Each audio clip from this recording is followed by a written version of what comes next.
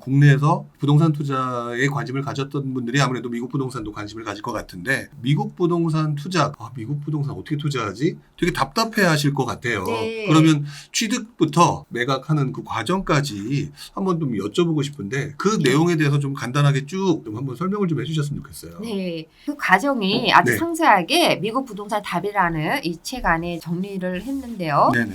그 부분을 알면 굉장히 쉬워요. 네, 그래서 반드시 도움이 될 것 같고요. 자, 네. 취득하는 거. 한국인이 미국 부동산 취득할 때 그 취득 절차는 네. 미국의 내국인이 부동산을 취득하는 절차와 동일합니다. 동일하다. 네, 단지 차이가 있다면 송금 과정이 있어서 차이가 있는 것인데, 송금. 네, 한국에서 미국으로 돈을 가니까, 보내야 되니까. 네. 그러면 한국에 있는 외국한 거래 규정에 맞춰서 송금이 가야 되니까, 네네. 그럼 거기에 맞는 서류만 작성해서 송금이 쉽게 가능하다는 것이거든요. 네네. 자, 그러면은 일단은 절차부터 말씀드릴게요. 네. 자, 처음에 지역 선정 하셔야 되죠. 네. 그러면 지역 선정 포인트 뭐라는 거 말씀드렸죠. 네. 자, 그리고 그 지역에 정통한 부동산 전문인을 선임하셔야 되고, 그리고 내가 갖고 있는 현금으로 부동산을 구입하는 경우에는 은행 잔고증명서를 일단 준비를 하시면 되고요. 네. 나는 외국인 융자를 받고 싶어요. 그러면은 외국인 융자를 받을 수가 있고, 네네. 그럴 경우는 융자 사전 승인서를 준비하시면 돼요. 그거는 내가 사고자 하는 그 부동산에 대해서 나는 살 수 있는 능력이 있습니다 라고 보여주는 하나의 서류잖아요. 네. 그리고 매물을 선정하시죠. 오퍼를 하고, 네. 그리고 그 오퍼가 수락이 되고, 그러면은 계약이 체결이 되죠. 네. 계약이 체결이 되면 계약금을 일단은 보내야 되는 과정이 있으니까 그때 송금의 과정이 들어가죠. 네. 그리고 홈 인스펙션이라고 그래서 미국에는 주택 검사하는 그 기간이 있어요. 그럼 매수자가 나 이 집을 살게요 하고 매도자한테 얘기를 하더라도 그냥 사는 건 아니고 조건이 있어요. 네네. 주택 검사를 해서 주택에 어떠한 중요한 문제가 없을 경우 네. 나는 살 거예요. 이런 이제 조건부죠. 그러면은 이런 주택 검사인을 고용을 또 하셔야 되거든요. 네. Certified Home Inspector라고 얘기를 하는데 검증된 주택 검사인이 되는 거죠. 그럼 매수자가 이러한 주택 검사인을 고용한다 할지라도 매수자가 원하는 대로 적지를 않아요.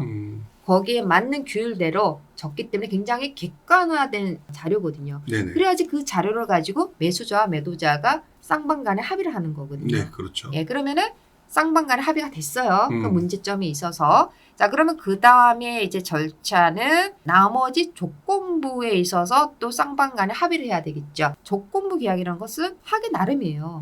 굉장히 많을 수도 있고 아닐 수도 있고. 그러나 이제 기본적인 것은 몇 가지가 있죠. 아까 얘기한 대로 주택 검사 과정 충분히 얘기를 했고요. 그러면 또 다른 조건부는 매수자가 융자를 받는 경우, 그러면은 최종 융자 승인서를 받는 거를 조건부로 한다는 거죠. 네. 그리고 이제 감정을 해야 되잖아요.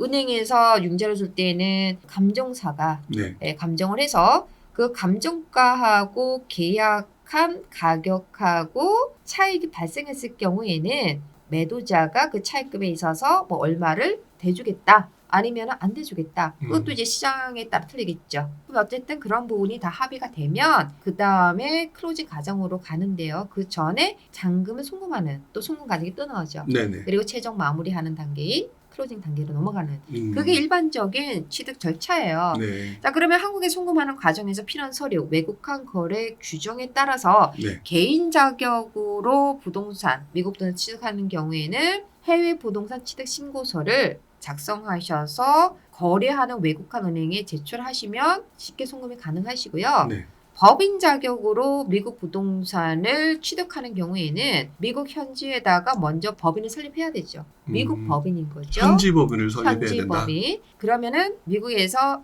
그 현지 법인이 은행 계좌를 오픈할 수가 있잖아요. 네네. 그러면은 이제 외국한 거래 규정에 따라서 필요한 자료가 이제 좀 달라져요. 그럴 경우에는 해외 직접 투자 신고서라는 게 있어요. 네. 그거 작성하시고 사업 계획서 작성하셔서 제출하시고 송금을 미국에 있는 법인 계좌로 송금하시고 그럼 송금한 그 금액을 가지고 해외 현지 미국에 있는 법인이 투자를 하는 취득을 하는 그런 방법이죠. 네. 이제 그런 부분들이 좀 다르다는 거고요. 네. 자, 그렇게 취득을 했어요. 네. 보유 과정 넘어가잖아요. 네. 그러면은 이런 생각을 하죠. 아유, 이거 어떻게 관리를 해요? 그걸 제일 한국인데. 고민할 것 같아요. 그렇죠. 사실 미국에서도 그래요. 미국에서도 뉴욕에 거주하시는 투자자분이 예를 들어서 조지아주에 투자를 한다. 텍사스주에 투자를 한다. 거리가 멀어요. 어떻게 관리를 할 것이냐. 아까도 얘기했지만 미국에서는 뉴욕에 있는 기관 투자자가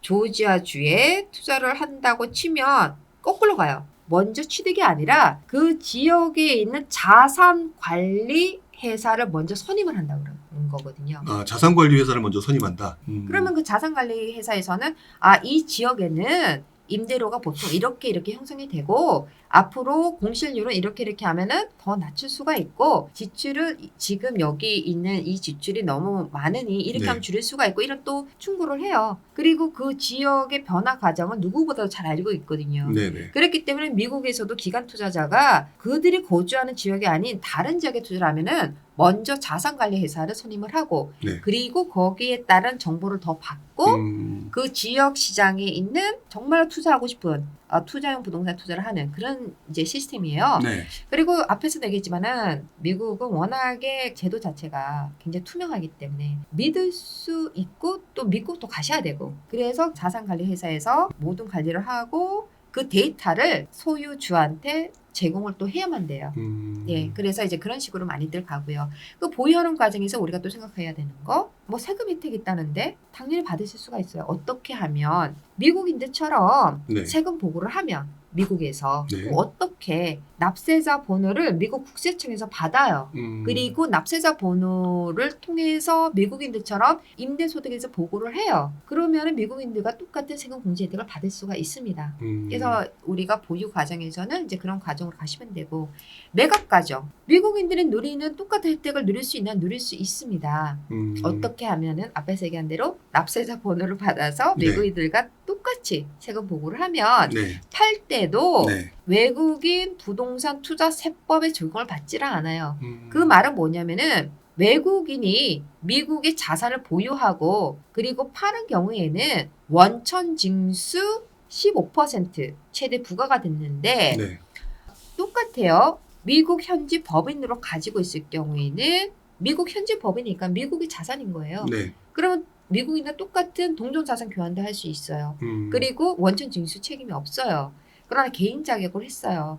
그러면은 못하느냐? 그러지 않아요. 원천 징수를 하지 않는 위드홀딩 서티피케이트라고 있어요. 그러면 이제 그거를 받아서 제출을 하죠. 국세청에다가. 네. 그러면은 이제 똑같아요. 그러면은 원천 징수 15% 최대 부과되는 것을 하지 않아도 되는. 그럼 미국은 똑같은 자격이 주어지는 거죠. 네. 그러면은 이제 판매가 되면 판매되는 우리가 캐피탈 게인이라 그러잖아요. 양도소득에 있어서 본인 소득 기준으로 최대 20%까지 네. 그죠? 부과를 하든지 아니면은 이런 위드홀딩 서티피케이트 원천지수 증명서라고 하는 거를 통해서 동종 자산 교환도 할 수 있다. 차이가 있다면 그 미국에서는 똑같이 할 수 있으면 이제 한국에서 외국환 거래 규정에 따라서 자산을 우리가 미국에서 취득을 했는데 해외 부동산 취득 신고서를 했고 송금이 갔잖아요. 네. 그 보유 사실을 또 알려야 된단 말이에요. 이거는 매각은 했으나 그 매각한 돈이 한국으로 오지 않고 동종자산 교환으로 또 다른 데다가 재투자가 되는 경우에는 그 사실을 일단 보고를 해야 되는 이제 그런 부분이 있긴 하지만 그건 한국적인 부분이고 네. 미국에서는 똑같은 미국인들과 같은 세금 혜택을 누릴 수 있다. 이제 그런 부분이에요. 네. 그러면 이제 거기에서 이제 우리가 생각할 부분은 그거죠. 출구 전략으로 파는 전략이냐, 미국인들과 똑같은 재융자 전략이냐. 이제 그런 부분은 투자자의 투자 전략에 따라서 선택할 수가 있는 부분이죠. 결국 매각뿐만 아니라 지금 말씀하신 재융자나 이런 걸 선택을 해서 계속 쭉 가져가는 것도 괜찮겠네요, 진짜.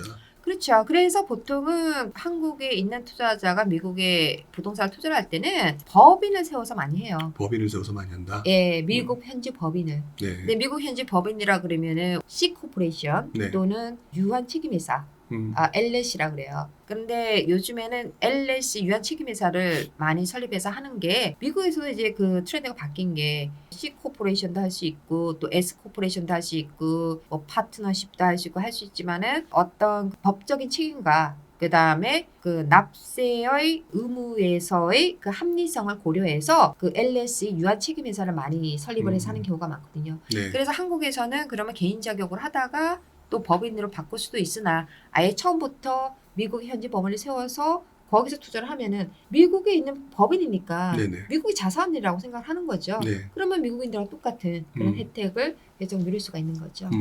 중요한 거는 어느 지역에 오를까, 어느 지역에서 자본 이득도 얻고 현금 흐름을 잘 할 수 있느냐, 이런 거에 대한 생각을 되게 많이 하실 것 같아요. 대표님께서는 1000채 이상, 1300채 이상 거래를 하셨다라고 얘기를 해주셨는데, 그럼 미국 부동산 전문가 입장에서 지금 현재 주목해야 될 부동산 투자 지역? 이런 게 있다면 우리 보통 그 한국에서는 어떤 지역을 추천해 주세요, 이렇게 많이들 얘기하거든요.